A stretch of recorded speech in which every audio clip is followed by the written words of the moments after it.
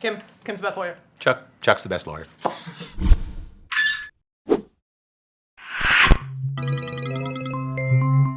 You're better than this. You have a straightforward choice to make here. I'm a humble lawyer, merely trying to ply my trade in an aggressive and evolving marketplace.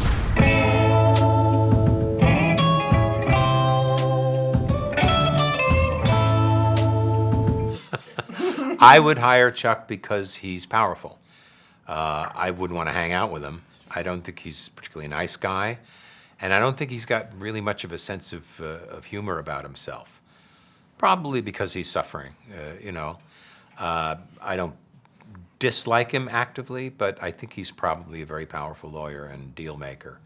I don't know whether I'd like him to represent me in court. He's not a criminal lawyer, but if I needed clout, I would go to Chuck. That's a good point. That's a good point. I think it depends on the case. I would first of all, you have to have space blanket room if he's going to show up. So, yeah, and I'd be worried about what Jimmy would pull. I feel like Kim has the integrity, but some hunger not resting on her laurels. So you might get the best in the middle. Mm-hmm.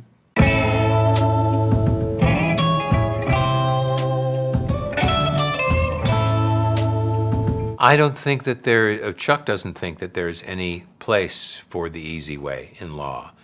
And it's because he worked very, very hard. He was probably always very smart, and I think he got through law school at a very young age. But he is also a guy who knows how to cross the T's and dot the I's and do all the meticulous, oil-burning, back-breaking work. That's my Chuck. I think Kim, and you start to see it more, is Kim has a lot of fear of the repercussions of taking the easy way, which I'm interested to see that unfold. It seems to be something that comes up again and again as a warning to Jimmy. It's not so much I judge you to be a terrible person, it's be careful of the repercussions of those actions. And for her, the idea that the consequences to good actions always leads to good things has also been totally shaken up. So I think the easy way she's just afraid of, which for myself as an actor, I supply reasons why she had to have seen harm come to somebody for taking those routes.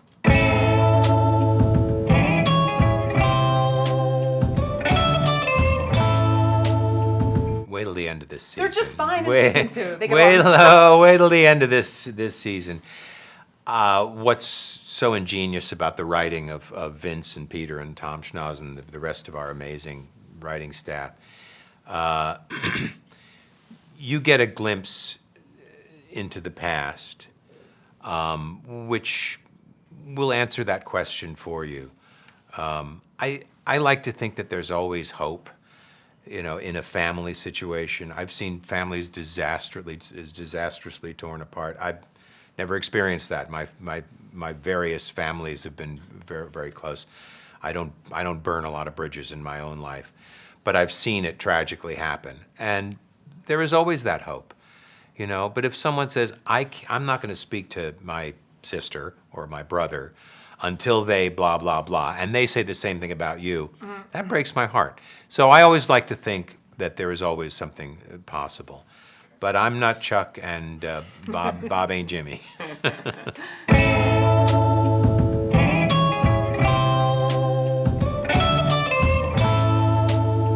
I am thrilled that there is not one label you could put on that. People kept asking me, like, well, is it girlfriend, boyfriend, or did they used to be? Are they exes? Are they best friends, or whatever? And I said, all of the above.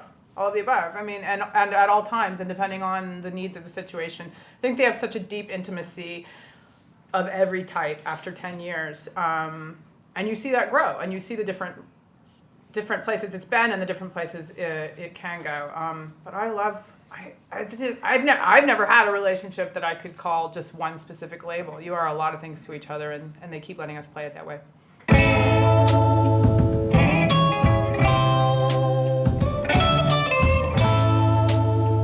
Oh, well, I owe a lot of that to Arthur Albert, too, our incredible cinematographer. That was one of my favorite scenes I've ever shot. Oh, it was my the very God. first time you see them together in the garage.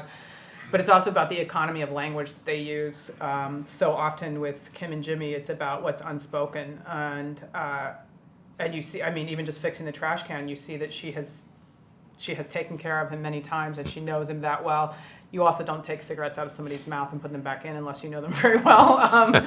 But you're right. I hadn't thought about it. She is shot that way. But the whole show is dark, which it's a good observation. In a way, it makes me feel like everybody can be duplicitous and everybody has more than one side, which is nothing but beneficial to the viewers and to the actors playing them.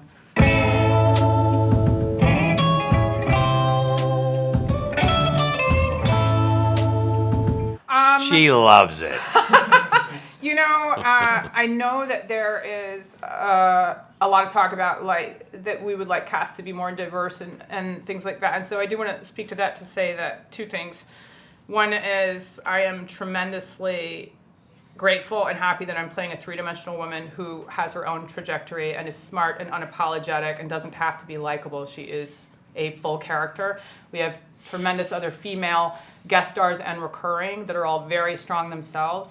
But the other thing I want to comment on is there's a lot of talk about what's on camera, and there should be, but I wish people could see what's behind the camera as well. It's just as big, if not bigger, fight. And I have never had more female executive producers, female props people, female head writers, female directors, and incredible women running the show behind the camera than this show. And I wish people could see that. I have never felt like the only woman standing there when we all cut. Never.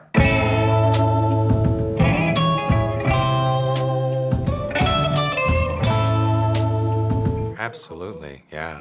Oh, yeah. I was actually working with Brian in a play called All the Way, this play that we did in Boston, then we did it in New York. And it was really fun, because after the last Breaking Bad aired, and it was the best final episode of any series that ever was, maybe that ever could be. And so we came into work that day, and we're doing a show. And I came walking into the theater, and I just noticed that one by one, everybody in the cast, I would spot them over going, talking to Brian about, So I said, well, I'll put in my 2 cents. And I just said, I'll bore you for 2 seconds too, Yeah, we were all, it was like salted peanuts. It was just hard to get enough. Mm-hmm. And it's just a beautifully crafted show, and of course I was. Thank you very much. You're so welcome. Nice to meet you. What the hell is he thinking? He's, a free spirit.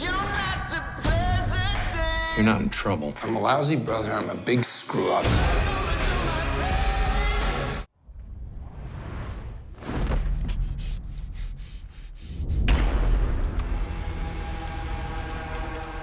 All right. The next words out of your mouth ought to be the truth. Who are you? Saul. Saul? It's all good, man.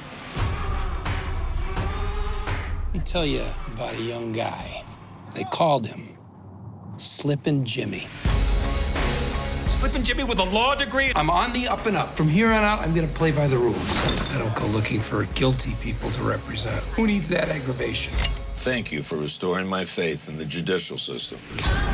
You can be on one side of the law or the other. I've known good criminals and bad cops. But if you make a deal with somebody, you keep your word.